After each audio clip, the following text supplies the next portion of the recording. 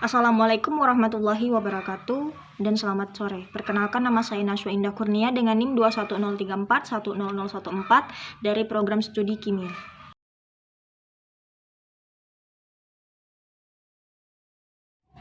Kedudukan Pancasila sebagai dasar negara Indonesia yang pertama adalah sumber dari segala sumber hukum di Indonesia, yang kedua meliputi suasana kebatinan, yang ketiga mewujudkan cita-cita hukum Indonesia sebagai dasar, baik itu hukum tertulis maupun tidak tertulis, yang keempat merupakan semangat abadi Undang-Undang Dasar 1945 bagi para penyelenggara.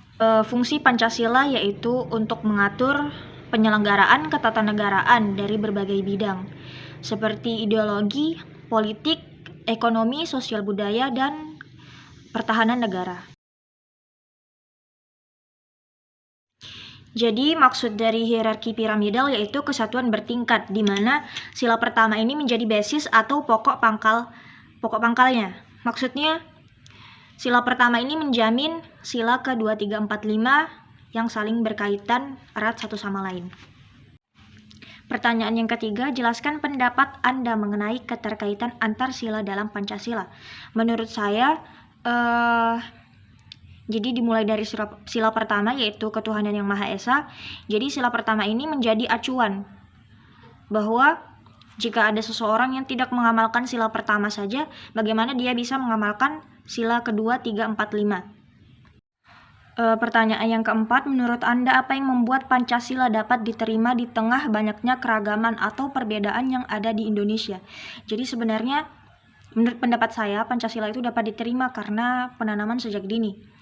Jadi anak-anak yang belajar mengenai Pancasila di sekolah dasar, jadi mereka sudah tahu betul apa itu fungsi Pancasila dan bagaimana negara jika tidak ada landasan. Seperti itu, jadi mereka percaya.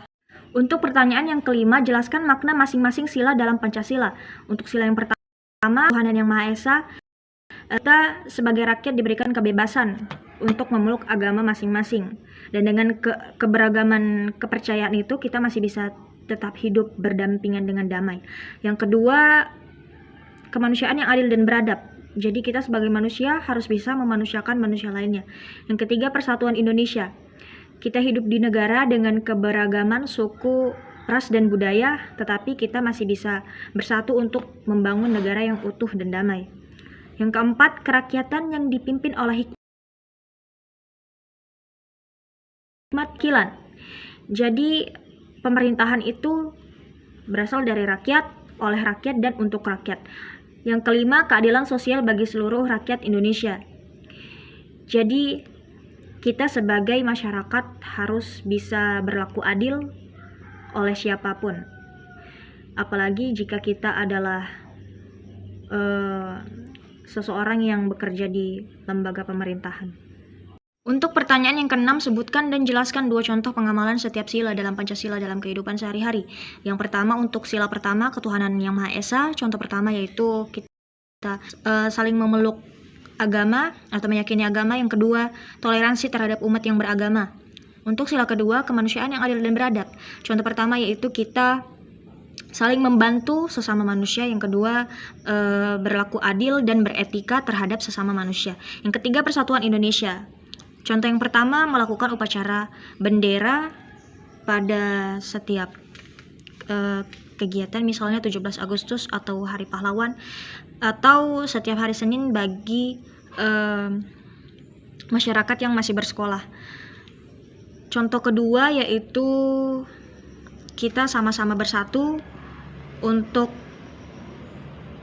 memakai masker di masa pandemi ini.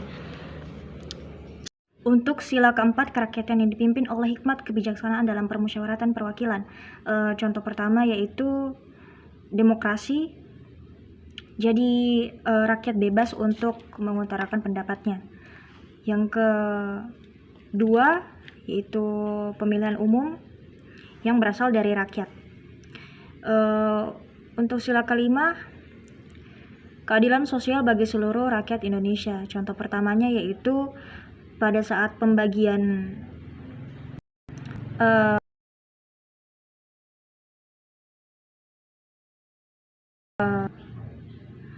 pembagian bansos untuk rakyat-rakyat menengah.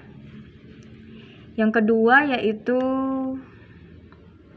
untuk hukuman pidana yang dilakukan secara adil. Pertanyaan yang ketujuh, jelaskan Anda mengenai pentingnya merawat nilai-nilai persatuan di Indonesia. Jadi persatuan itu penting, terlebih lagi kita sebagai generasi penerus bangsa, kita harus belajar bersatu mulai dari sekarang. Di masa-masa pandemi COVID-19, kita harus bersatu untuk mengurangi kasus-kasus yang ada di Indonesia. Contohnya dengan memakai masker saat keluar rumah, menjaga jarak, dan melakukan vaksinasi di klinik kesehatan ataupun tempat-tempat yang menyediakan vaksinasi tersebut agar virus ini cepat berakhir.